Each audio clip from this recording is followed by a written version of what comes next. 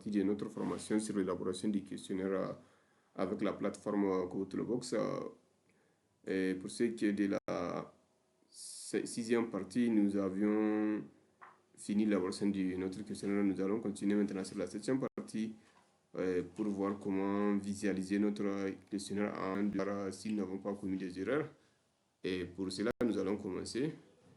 Et pour visualiser notre questionnaire, nous allons revenir à droite, quand vous venez ici à droite, là où il y a l'œil, aperçu du formulaire, vous allez cliquer aperçu du formulaire. Dès que vous cliquez, vous allez attendre quelques minutes et le formulaire sera affiché. Vous allez voir comment votre questionnaire a été structuré.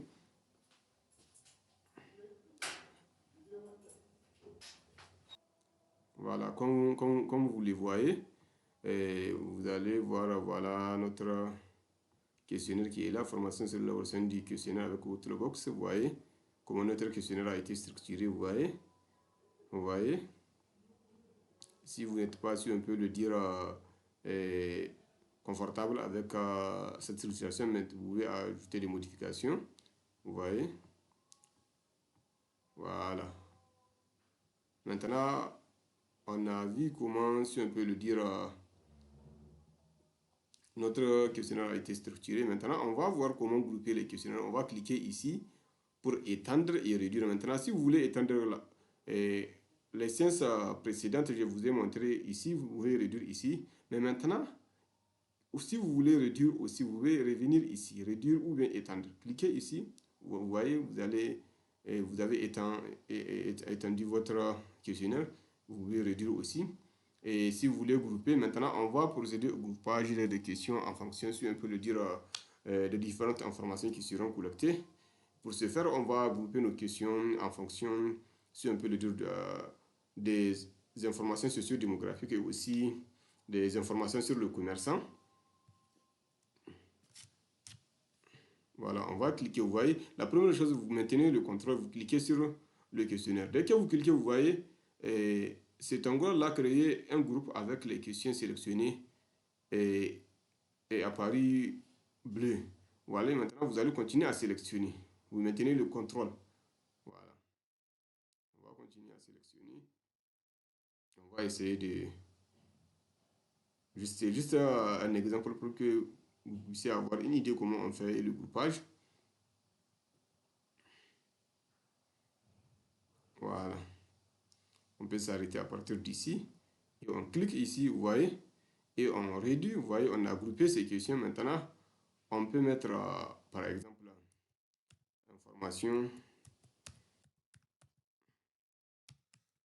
socio-démographique.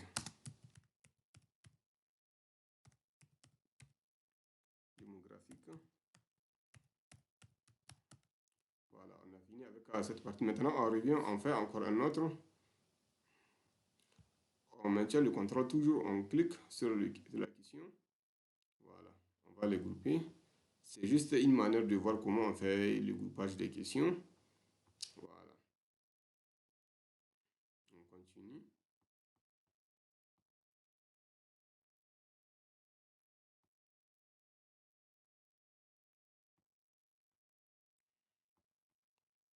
Voilà, on va continuer jusqu'à la fin. Voilà. Maintenant, on va cliquer. On clique pour mettre information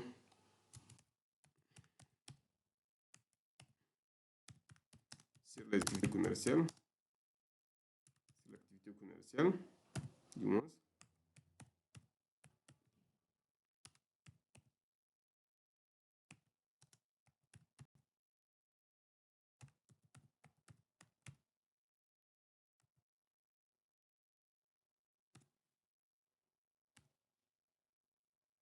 Voilà, on a fini maintenant. On réduit. Voilà, vous voyez, on a groupé nos questions. Vous voyez. Et si on veut, on peut revisualiser encore pour voir comment ça a été, si on peut le dire, si ça a été bien groupé. Voilà, quand vous revenez, vous allez voir, vous voyez, information sur le, vous voyez, deuxième. Voilà. Maintenant, on va sauvegarder encore pour ne pas perdre ça. Et ça, ici, c'est pour insérer sélection en cascade. Ça, c'est des questions les plus avancées. Et pour un débutant, c'est ça seulement ce que nous avions fait, c'est ça qui est nécessaire pour lui. Et ici, c'est ce que nous voulons ajouter à partir de la bibliothèque que nous a, supposons que nous avons, si on peut le dire, un questionnaire qui a été stocké au niveau de la bibliothèque, nous voulons l'utiliser. Ça, c'est insérer sélection en cascade, donc on peut l'importer pour et ici, on va voir comment faire le paramétrage.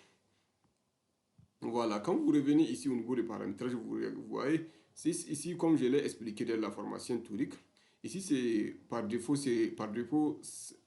page simple. Ça, c'est ce que Kobo Toolbox essaie de vous sélectionner parce que Kobo Toolbox va sélectionner sur un peu la manière dont votre questionnaire ou vos questions seront affichées sur la page. C'est la page simple, donc la page ordinaire. Et si vous voulez, par exemple, page avec thème de gris, vous pouvez sélectionner page de thème de gris avec les titres en lettres majuscules, page multiple par exemple, une question pour une seule page, etc. Mais par défaut, Kobotoolbox sélectionne page simple.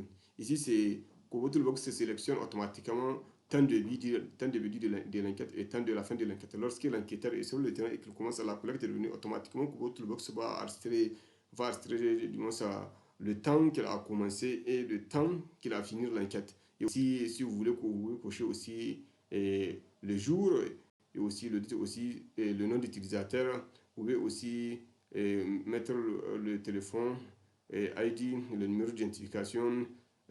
Aussi, vous pouvez aussi mettre géolocalisation. Et si vous pouvez activer, si on peut le dire, l'enregistrement audio, si vous voulez, de l'interview avec l'extrémé. Ça nécessite un peu une capacité de stockage importante. Et ça, c'est vraiment des choses qui sont facultatives. Mais ça, là, c'est très important. Et ici, la date aussi. Voilà. Une fois que vous finissez ça, maintenant, on va revenir, on va voir comment on va rendre une question obligatoire. Voilà. Maintenant, on va, par exemple, le nom de l'enquêteur. On peut rendre le nom de l'enquêteur obligatoire. Pour le faire, on va cliquer au niveau des paramètres et on va revenir ici. On clique aux réponses obligatoires. Quand vous cliquez aux réponses obligatoires, donc, l'enquêteur, une fois qu'il sera sur le terrain, il doit normalement cocher son nom avant de poursuivre l'enquête. Ensuite, on peut aussi, par exemple, sélectionner, par exemple, nom de l'enquêté, par exemple. On peut rendre le nom de l'enquêté obligatoire. Le nom de l'enquêté, c'est obligatoire. Voilà. Si le nom de l'enquêté, le nom et prénom de l'enquêté, on a rendu ça obligatoire. Maintenant, on va faire ce qu'on appelle brancher une question à une autre. Maintenant, si par exemple, l'enquêté il a donné son nom et que maintenant on veut avoir l'âge de l'enquêté, on peut brancher cette question, âge de l'enquêté avec nom et prénom de l'enquêté. Branchement conditionnel. Vous allez cliquer sur branchement conditionnel. Maintenant, une fois que vous cliquez sur branchement conditionnel, vous allez revenir au niveau de ajouter une question. Dès que vous cliquez sur ajouter une question maintenant, vous allez sélectionner nom et prénom de l'enquêté. Nom et prénom de l'enquêté. Nom et prénom de l'enquêté. Maintenant, dès que vous sélectionnez nom et prénom de l'enquêté, maintenant, si le nom et prénom de l'enquêté a été répondu, donc la question âge d'identité sera, si on peut le dire, apparu. Voilà. Et on a rendu ça obligatoire, ce qui veut dire que forcément le nom doit être répondu. Et vous pouvez ajouter une autre condition aussi si vous voulez. Et vous pouvez supprimer aussi si vous voulez. Maintenant, on a fini avec ce type de paramétrage. Voilà, maintenant, on va revenir au niveau de, par exemple, la taille. La taille du ménage, par exemple. Et vous voyez, ce type de branchement, vous pouvez le faire aussi avec la question, avez-vous vu un téléphone? Si le monsieur il répond, oui, il a un téléphone, maintenant, donnez votre numéro.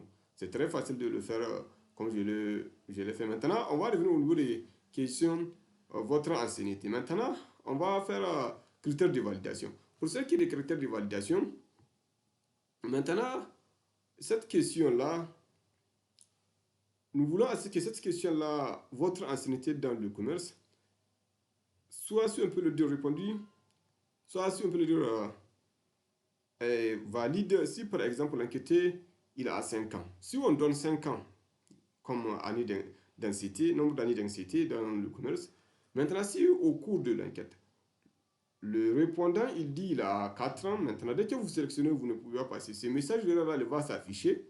La réponse à cette question doit être égale à 5.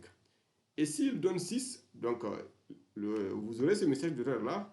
Donc il faut forcément qu'il a un inquiété qui a 5 ans. Et vous voyez, ça pourrait être égal à 5 ans, différent de 5 ans, plus grand que 5 ans, inférieur à 5 ans, plus grand ou égal à 5 ans, inférieur ou égal à 5 ans, ainsi de suite. Voilà. Et si vous voulez, vous pouvez ajouter une autre condition. Voilà, on a fini avec voilà, ce paramétrage. Maintenant, on va réduire, on va continuer, on va sauvegarder. Toujours, il ne faut pas oublier, il faut sauvegarder. Maintenant, on va cliquer ici pour, comme on a fini le paramétrage, on a vu comment, si on peut le dire, rendre une question obligatoire ou bien facultative. Maintenant, on va essayer de déployer notre questionnaire. Pour le faire, on va cliquer maintenant sur notre questionnaire. Une fois que nous cliquons, nous serons dirigés sur cette interface-là. On va revenir au niveau du formulaire. Maintenant, notre objectif, c'est de déployer ces questionnaires en ligne pour qu'on puisse le lier avec l'application Kobo Collect. Maintenant, la première des choses qu'il faut faire, comme déjà on a vu ici, c'est pour éditer le questionnaire. Ça, c'est pour visualiser, on a vu ça, comment on fait ça. Et ça, c'est pour remplacer le formulaire, si on a un autre formulaire. Et ça, c'est plus d'action. Et le plus d'action, ça, c'est si vous voulez télécharger ça en XL, si vous voulez partager ça avec, par exemple, d'autres enquêtés. On va voir comment partager ça. Voilà, on va attendre un peu. Si vous voulez partager ça, on va attendre un peu. Voilà, après on va revenir sur ça. Maintenant, ce qu'on va faire avant de déployer, on va, si on peut le dire, mettre la langue. La langue, c'est obligatoire parce que il faut définir la langue. Vous voyez, il vous demande de mettre maintenant la langue comme je l'ai déjà défini précédemment. Maintenant, vous allez mettre la langue et le code ici, qui sera FR. Si c'est l'anglais, vous allez mettre anglais et vous mettez FR. On met ça à jour. Voilà, on a mis la langue. Maintenant, on va déployer le questionnaire. On va le déployer. Si nous voulons, nous pouvons ouvrir ça ici. Maintenant, quand vous revenez ici, ça c'est si vous voulez par exemple rendre la soumission, si on peut en ligne ou hors ligne, c'est pour vous cliquez ici. Maintenant, on va conserver ça. Et si vous voulez rendre ça en ligne seulement avec soumission multiple, en ligne seulement une seule soumission par exemple, en ligne uniquement une soumission, code de formulaire par exemple, il faut mettre le code de formulaire affiché seulement, application Android, vous voyez, voilà. Et ceci permet de soumission en ligne et hors ligne, vous voyez, et constituer la meilleure option pour la collecte des données sur le terrain. Et ici, si vous voulez copier ce lien pour partager ça avec un autre questionnaire, ici, vous pouvez aussi un peu ouvrir votre questionnaire et autoriser les soumissions sans nom d'utilisateur, par exemple, numéro de passe pour ce formulaire. Voilà. Si vous voulez, vous pouvez, si un peu ne pas autorisé. Maintenant, on va redéployer on va déployer parce que, comme je l'ai élaboré précédemment, c'est des modifications que j'ai pu apporter. Voilà, on va le redéployer. Voilà, on clique, on le redéploie. Vous voyez, formulaire redéployé. Maintenant, on a redéployé notre formulaire. Donc, notre formulaire est en ligne.